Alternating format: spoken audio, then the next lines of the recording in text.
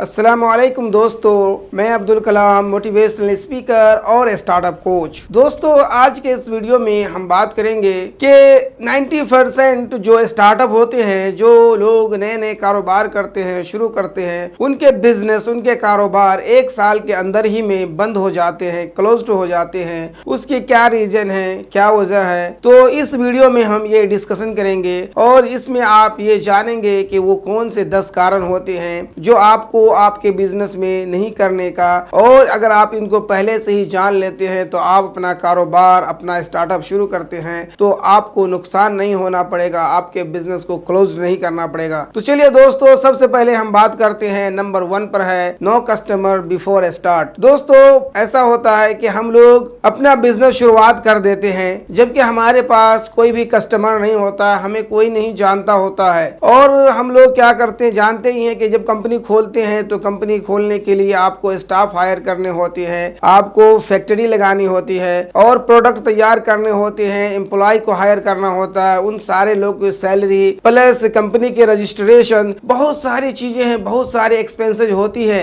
जो आप कर लेते हैं, लेकिन आपके पास कस्टमर नहीं होता है, जिसकी वजह से आपको क्या होता है, आपका 6 महीना 1 साल भी लग जाता है कस्टमर तक इन्फॉर्म करने के लिए। तो इसके वजह से भी आपके कंपनी बंद हो जाते हैं, इसके वजह से बहुत सारे स्टार्टअप क्लोज हो जाते हैं। इसी तरीके से दोस्तों, अगर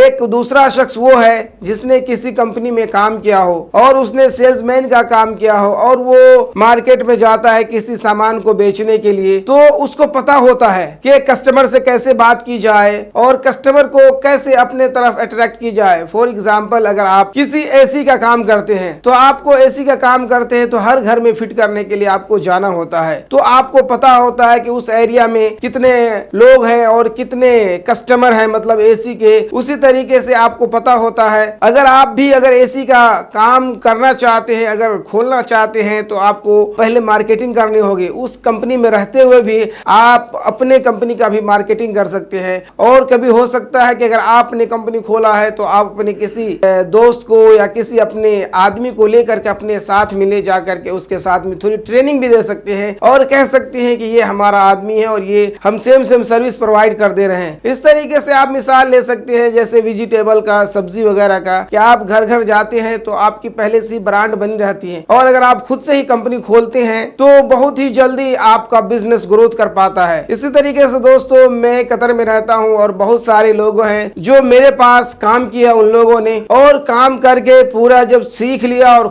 उसने खुद का कंपनी शुरू कर दिया, तो बहुत सारे मेरे कस्टमर सब थे और उसने प्रोडक्ट की भी प्राइस कम कर दी, जिसके कारण मेरे बहुत सारे कस्टमर उसके पास चले गए और वो लोग भी अपने बिजनेस को सक्सेसफुल कर लिए। तो इसीलिए अगर आपके पास पहले से ही कस्टमर है, पहले से ही आपकी ब्रांड बनी हुई है, तो आप जो भी बिजनेस करेंगे तो आप उस बिजनेस में सक्सेसफुल और कामयाब हो जाएंगे। अगर आपके पास पहले से कस्टमर नहीं है तो आपको नुकसान उठाना पड़ सकता है, और ये रीजन है स्टार्टअप क्लोज होने के। और नंबर 2 है दोस्तों, उसे कहते हैं नो स्किल। दोस्तों, जब आप कोई कारोबार शुरू करते हैं और उस कारोबार के बारे में आपको पहले से ही नहीं पता है, तो फिर आपके जो स्टाफ होंगे वो आपको घुमाएंगे। फॉर एग्जांपल, कोई आप वीडियो एडिटिंग कंपनी चला रहे हैं, अगर आप कर रहे हैं, इसी तरीके से अगर आपको वीडियो एडिट करने के बारे में कितने घंटे में वीडियो एडिट हो जाता है, ये सारे बात आपको पता नहीं है, तो जो आपके स्टाफ होंगे वो कहेंगे आपसे कि ये 10 घंटे लग सकते हैं, ये 12 घंटे लग सकते हैं। मतलब इसी तरीके से अगर आप ऑफिस में कोई सॉफ्टवेयर का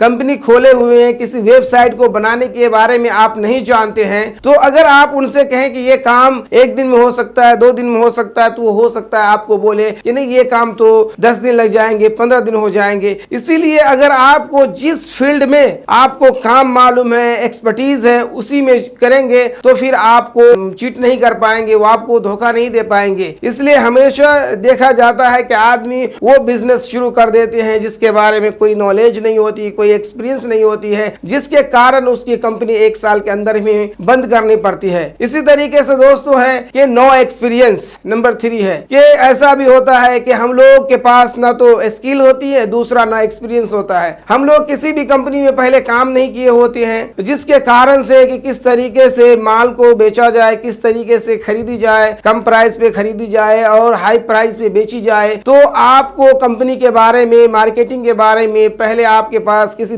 दूसरे कंपनी का अनुभव नहीं है, किसी दूसरे कंपनी का आपके पास एक्सपीरियंस नहीं है, जिसके वजह से ये भी कारण है, ये भी रीजन है जिसके वजह से कंपनी और स्टार्टअप क्लोज हो जाती है। इसी तरीके से दोस्तों नंबर 4 है, उसे कहते हैं पैशन। दोस्तों जब भी आप बिजनेस करें तो आपके अंदर पैशन होनी चाहिए, आपके अंदर एनर्जी होनी चाहिए, आपके अंदर लगन होनी चाहिए, बल्कि इस तरीके से ना आप देखा देखी से कॉपी पेस्ट कर की शक्ल में अपने बिजनेस को शुरुआत करें, बल्कि ये चीज आपके दिल से आनी चाहिए कि कोई जब आप काम करे तो समझे ये काम मुझे भी फायदा हो रहा है और जो आपके कस्टमर है, जो आपके दूसरे साथी है, उनको भी फायदा हो। और जब आप ऑफिस में काम करते हैं, वो खुद के काम, खुद के कारोबार, तो आप 10 घंटा काम कर रहे लेकिन आपको पता नहीं चले, जैसा लगे कि आपके 5 ही घंटा काम किया है। इस तरीके से आपके अंदर पैशन होनी चाहिए। इसी तरीके से दोस्तों नंबर 5 है दोस्तों, वो है कंपटीशन। मार्केट में होता क्या है कि हम लोग बिजनेस शुरुआत कर देते हैं, स्टार्ट कर देते हैं और हमारे कंपटीशन बहुत सारे हो जाते हैं, जिसमें क्या होते हैं, हम अपने बिजनेस को सर्वाइव नहीं कर पाते हैं, अपने बिजनेस को आगे नहीं ले जा पाते हैं, क्योंकि आजकल भी मार्केट में इतनी सारी कंपटीशन है, जिसके वजह से आपके नए नए स्टार्टअप जो शुरू करते हैं वो कंपटीशन को नहीं देखते हैं, नहीं समझते हैं। आपने जो भी बिजनेस किया है ऑलरेडी वो लोग पहले से 5 साल 10 साल से बिजनेस कर रहे हैं, अगर आप भी उस बिजनेस को करना चालू कर देते हैं बगैर मार्केट रिसर्च किए हुए, तो फिर आपको घाटा और नुकसान उठाना पड़ सकता है, जिसके कारण आपके स्टार्टअप भी बंद हो सकते हैं। इसी तरीके से दोस्तों है नंबर 6 पर है, उसे कहते हैं इंडस्ट्रियल टाइप, कि आपने सबसे पहले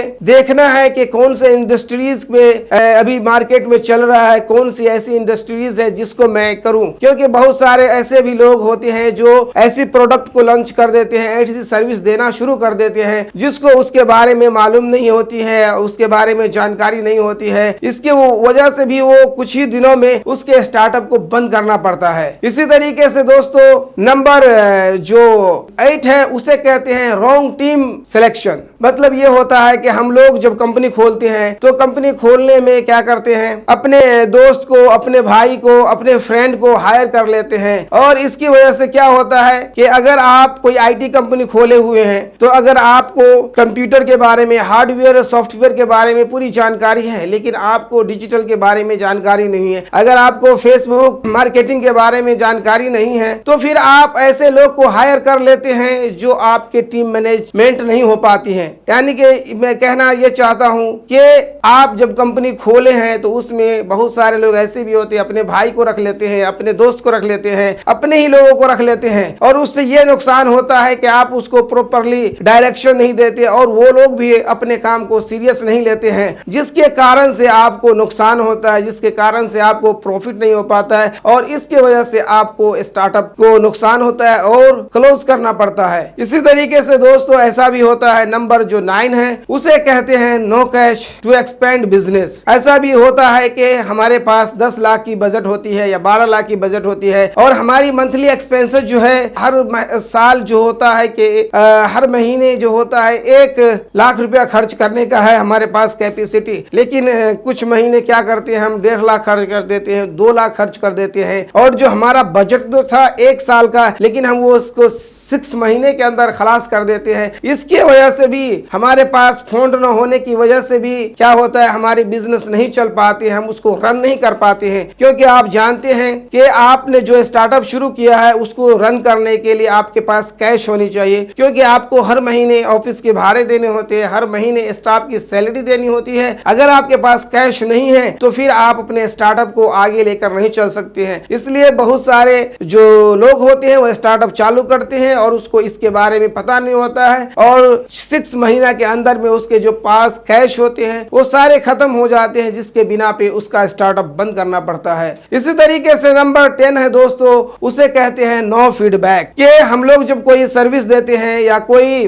भी काम करते हैं तो उसमें फीडबैक का होना बहुत ही जरूरी है दोस्तों, क्योंकि अगर आप ऑफिस चला रहे हैं तो आपके ऑफिस में जब स्टाफ वगैरह आते हैं, जब कस्टमर आते हैं, तो किस तरीके से आपके स्टाफ आपके कस्टमर के साथ में बिहेवियर करते हैं, किस तरीके से बातचीत करते हैं। फॉर एग्जाम्पल आपने कोई होटल खोला हुआ और उस होटल में बहुत सारे वैरायटी के चीज आप बनाते हैं। फॉर एग्जाम्पल आपने